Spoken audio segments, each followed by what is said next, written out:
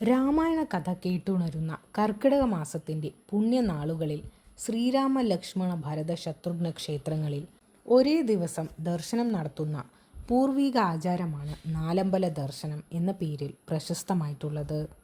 നാലമ്പല ദർശനം ഒരേ ദിവസം ഉച്ചപൂജയ്ക്ക് മുൻപ് പൂർത്തിയാക്കുന്നതാണ് ഏറ്റവും ഉത്തമം. കർക്കിടകത്തിൽ ഉച്ചപൂജയ്ക്ക് മുൻപ് രാമ ലക്ഷ്മണ ഭരത ശത്രുഘ്ന ക്ഷേത്രങ്ങളിൽ ദർശനം നടത്തുന്നത് ദോഷപരിഹാരത്തിനും ഇഷ്ടസന്താന ലബ്ധിക്കും ഉത്തമമാണ് എന്നാണ് വിശ്വാസം.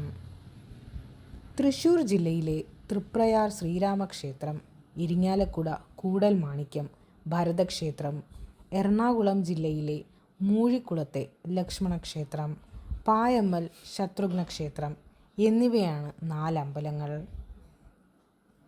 തൃപ്രയാറിലെ ശ്രീരാമക്ഷേത്രം സന്ദർശിച്ചാണ് നാലമ്പല യാത്ര തുടങ്ങുന്നത്.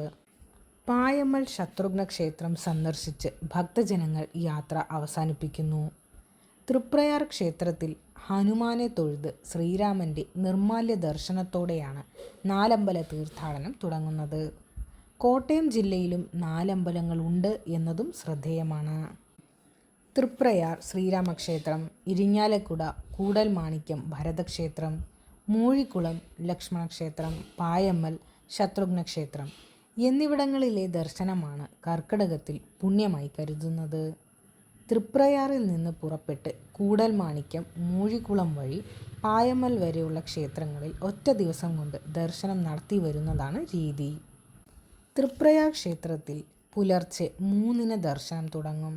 ഉച്ചയ്ക്ക് 12:30 അടച്ച് വൈകിട്ട് 5-ന് വീണ്ടും തുറന്ന് രാത്രി 8 വരെ ദർശനം അനുവദിക്കും. രാജ്യത്ത് അപൂർവമായുള്ള ഭരതക്ഷേത്രങ്ങളിൽ ഒന്നാണ് കൂടൽമാണിക്യം. പുലർച്ചെ 3 മുതൽ ഉച്ചയ്ക്ക് 12 വരെയും വൈകിട്ട് 5 മുതൽ രാത്രി 8 വരെയുമാണ് ഇവിടെ ദർശനം. മൂഴിക്കുളം ലക്ഷ്മണക്ഷേത്രം എറണാകുളം ജില്ലയിലാണ്.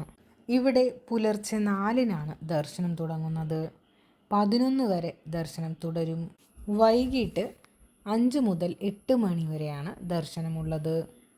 മൂഴിക്കുളത്ത് തൊഴുത് തിരിച്ച് ഇരിങ്ങാലക്കുടയ്ക്ക് അടുത്തുള്ള പായമ്മൽ ശത്രുഘ്ന ക്ഷേത്രത്തിൽ എത്തുന്നതാണ് നാലമ്പല ദർശനക്രമം. കൂടൽമാണിക്യം, മൂഴിക്കുളം ക്ഷേത്രങ്ങളിൽ ഉഷപൂജ തൊഴാനും പായമ്മൽ ക്ഷേത്രത്തിൽ ഉച്ചപൂജ തൊഴാനും എത്തുന്നതാണ് രീതി.